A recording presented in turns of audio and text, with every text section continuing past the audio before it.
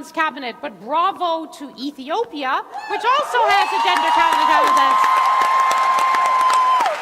And not just that, Ethiopia has its first female head of the Supreme Court.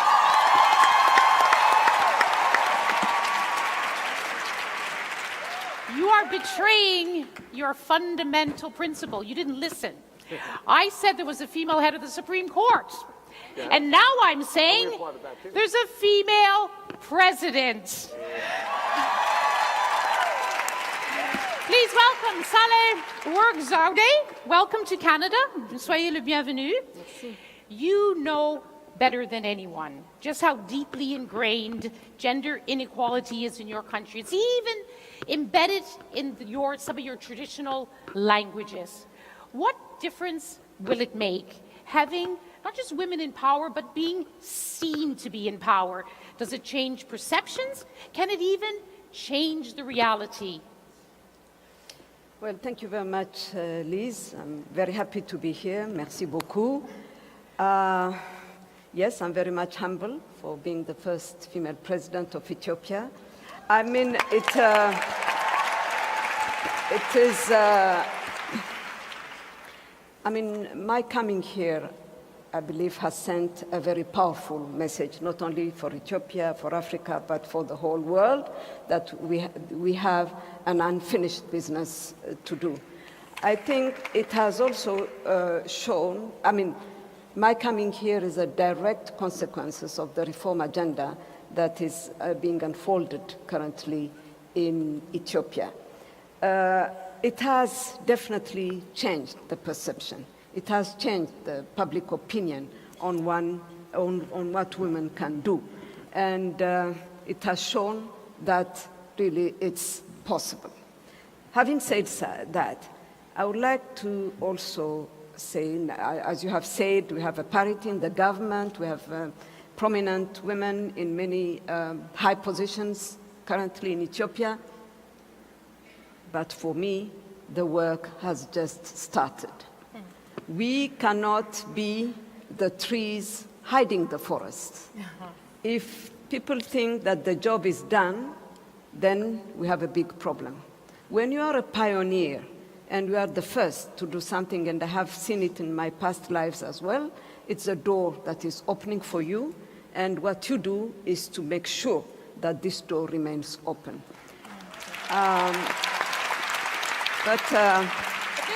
Let me say that I'm really committed to make it irreversible, de faire bouger les lignes, to push the limit to what can be done in terms of gender equality and women empowerment. Well, let's talk about one issue which affects so many around the world: child brides. Every 2 seconds, another girl, another child is being married. Every 2 seconds. In Ethiopia, as you know, 40% of young Ethiopian girls are married before the age of 18. That's a terrible statistic, but it's coming down. And people are working together. So where do you find the power of us in Ethiopia to deal with this kind of really fundamental problem? Yeah, it's a fundamental problem. And if you ask me, I would have liked to have ended yesterday. This is something terrible.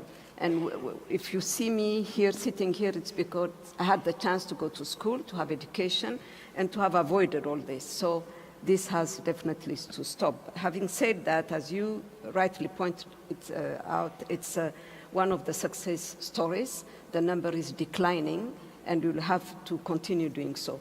The main cause, the main reason for that, it's because it has been a combined effort.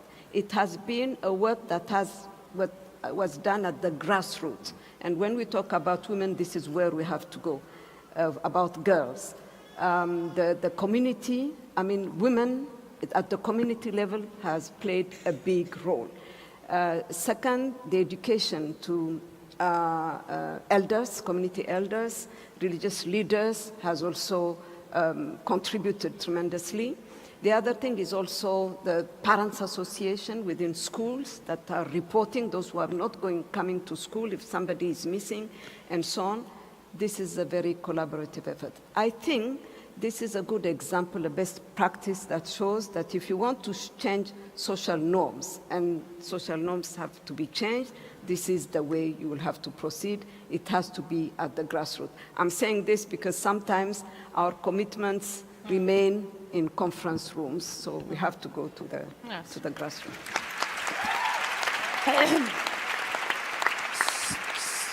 So Canada has a gender balance cabinet. Ethiopia has a gender balance cabinet, and there are 9 other countries around the world which have a gender balance cabinet. But my friend Phumzile Mlambo Ngugi, who heads UN Women, tells me that by next year there can be 25 gender balance cabinets in the world. And she sees that it is in the African countries that show the greatest promise. Now we have the presidents of Ghana, and can you hear? I'm going to let you ponder that possibility for a moment, just to be polite since you're in my country.